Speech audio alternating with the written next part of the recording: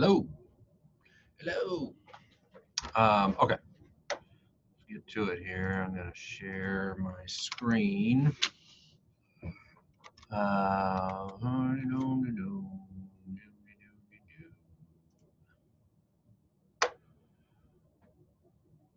Yes, share this. Okay, let's talk some Excel basics here. All right. First of all, every one of these little rectangles is called a cell, and every cell has a name. So this, for instance, is A3. Why? Because it's in column A, row 3.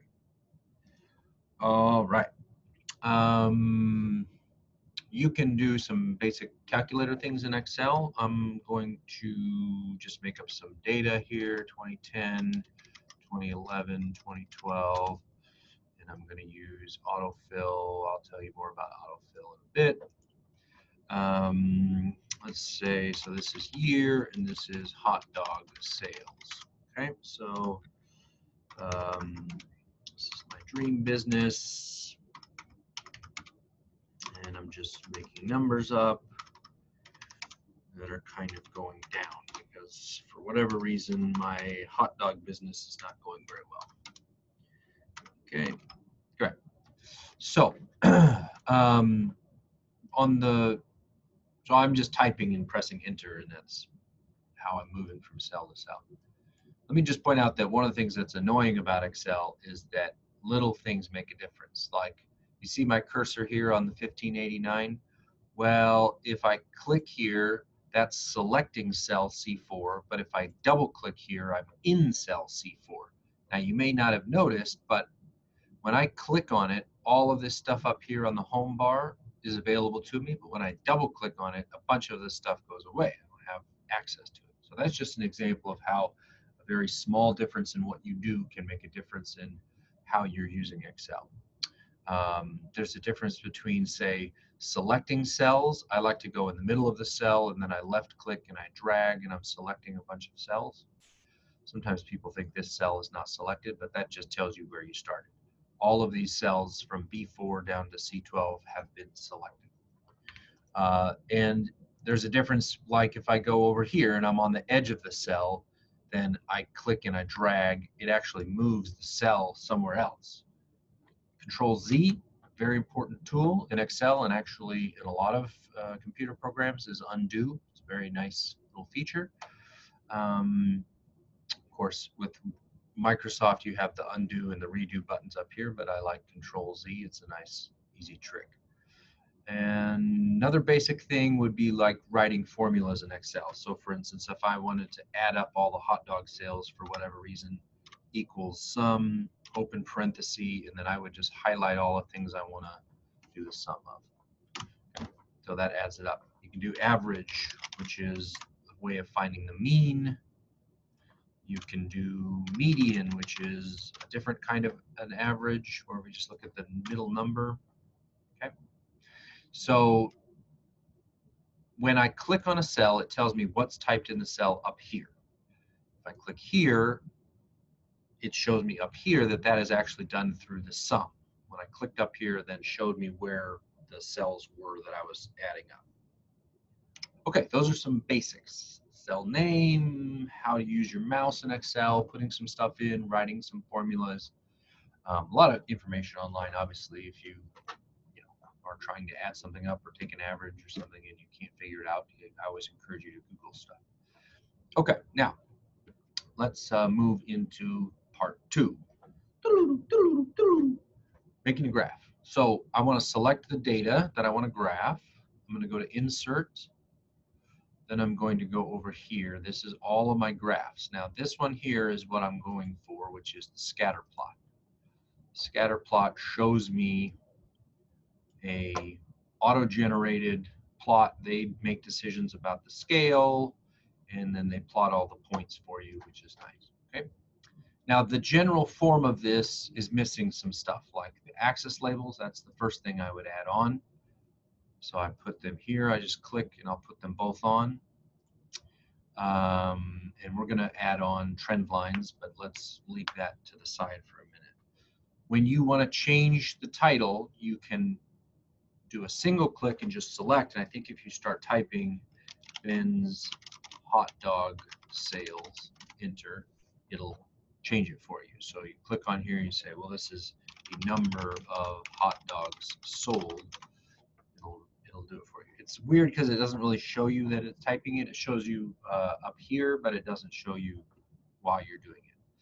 And then this would be year. If you wanted to make a change, you would have to like double click or actually that was a single click, but inside select and then click in and you can make changes from there. Very important when you make graphs to have titles and labels and things. Okay, well, so you can see that the picture supports the notion that my hot dog sales business is not going very well. One of the things that we're going to want to do is to add in trend lines. All right.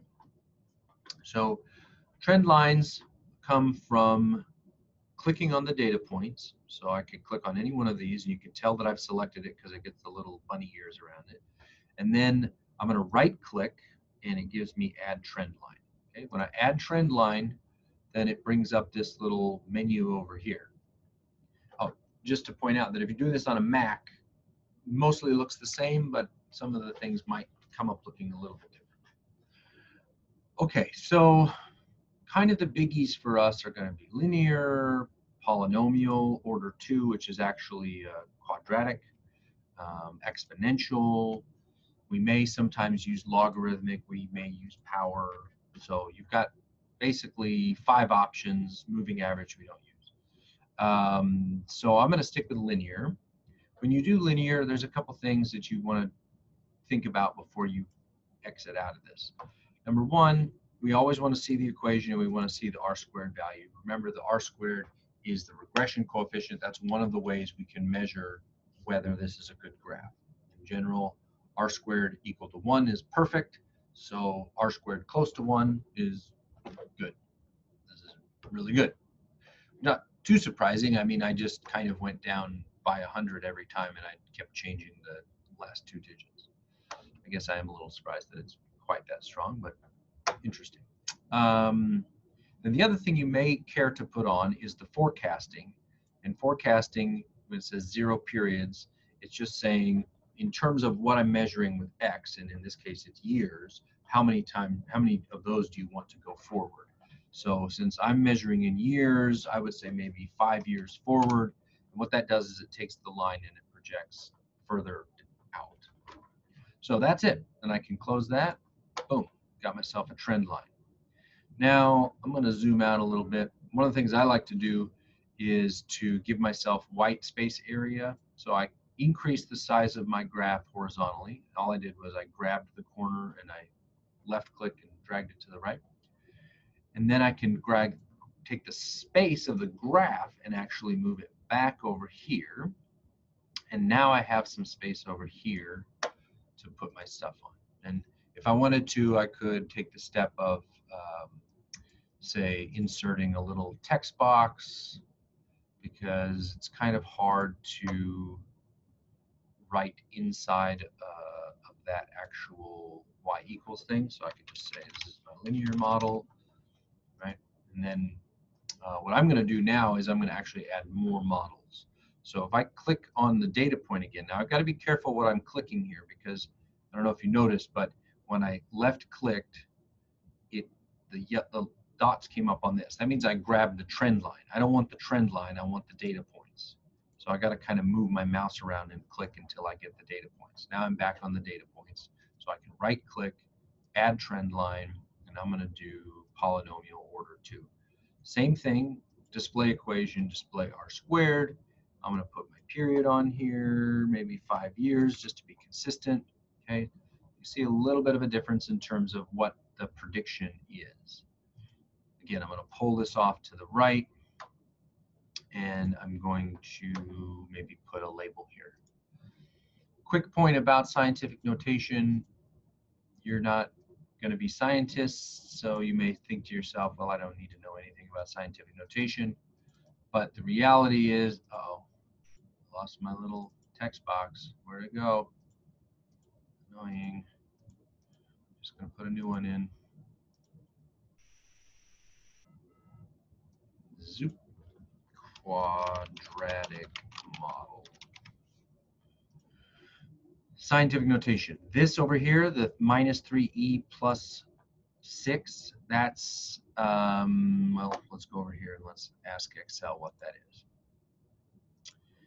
Equals, anytime you want to do a calculation with Excel, start with the equals. 3 times 10 to the 6th power. Okay, so that's actually like 3 million. So that's not an insignificant number. I'm doing minus 0.771x squared plus 3025.8x minus 3 million. I'm not sure if I can delete that. Let's see. I can, and that makes it a little clearer for people to understand what I'm saying there. Okay, I'm going to cut it there. And there's some analysis part I want to talk about, but I'm just going to make a different video for that, so you don't have to go through all this video to get to that. That's some Excel basics and making a graph with trend lines. All right, see you guys later.